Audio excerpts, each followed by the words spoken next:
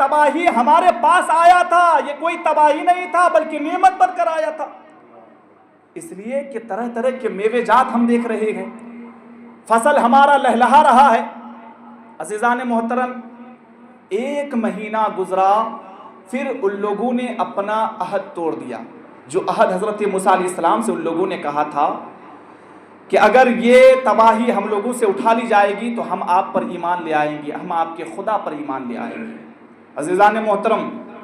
1 مہینہ جب گزر گیا، پھر اللہ کا دوسرا عذاب آ گیا۔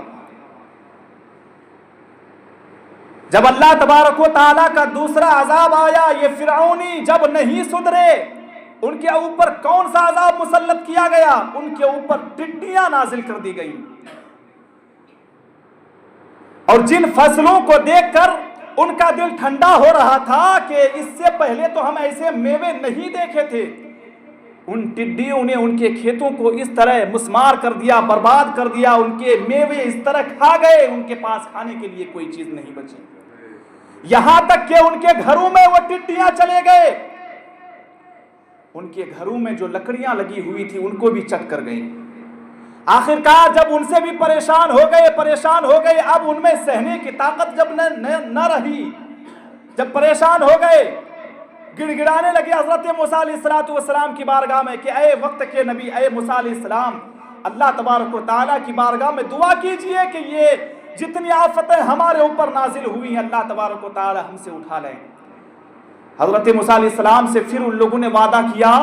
کہ ہم اب سدھر جائیں گے، اس کے بعد ہم کوئی گناہ نہیں کریں گے اور بنی اسرائیل کو نہیں ستائیں گے، ان کے اوپر ہم سرکشی نہیں کریں گے، ہم انہیں آزاد کر دیں گے، کیونکہ ان لوگوں نے تمام بنی اسرائیل کو اپنا غلام بنا کر کے رکھا تھا۔ حضرت موسیٰ علیہ السلام اسی طرح پھر اللہ تبارک و تعالیٰ کی بارگاہ میں دعا کر دیے، اور پھر وہ عذاب بھی ان کے اوپر سے اٹھا لیا گیا۔ عزیزان محترم، اور جب یہ عذاب ان کے اوپر سے اٹھ گیا، پھر وہ لوگ مکر گئے، وہ کہنے کیا لگے کہ ہمارے پاس جتنے میوے بچے ہیں ہم انہی پر اپنی زندگی گزر بسر کر لیں گے، ہم اپنے آبا و اجداد کے خدا کو نہیں چھوڑیں گے، ہم آپ کے خدا کو نہیں مانیں گے۔ عزیزان محترم، اسی طرح 7 دن کا وہ بھی عذاب رہا، اور اس کے بیچ میں 1 مہینے کا وقفہ، پھر تیسرا عذاب اللہ تبارک و تعالیٰ نے ان کے اوپر مسلط کر دیا۔ وہ کون سا عذاب تھا؟ جسے عربی زبان میں قمل کہا جاتا ہے، اور ہم لوگ عام زبان میں اسے گھن کہتے ہیں۔ اگر لکڑیوں میں لگ جائیں تو لکڑیوں کو چٹ کر کے ختم کر دیتے ہیں۔ جب وہ گھن ان فرعونیوں کے اوپر مسلط کیا گیا، ان کے میوے جو وہ لوگ چھپا چھپا کر اندر رکھے ہوئے تھے ان کو بھی چٹ کر گیا، تمام کے تمام میووں کو کھا گئے، تمام کے تمام فصلوں کو کھا گئے، اب ان کے پاس کھانے کے لیے کوئی چیز نہیں۔ جب ان گھن نے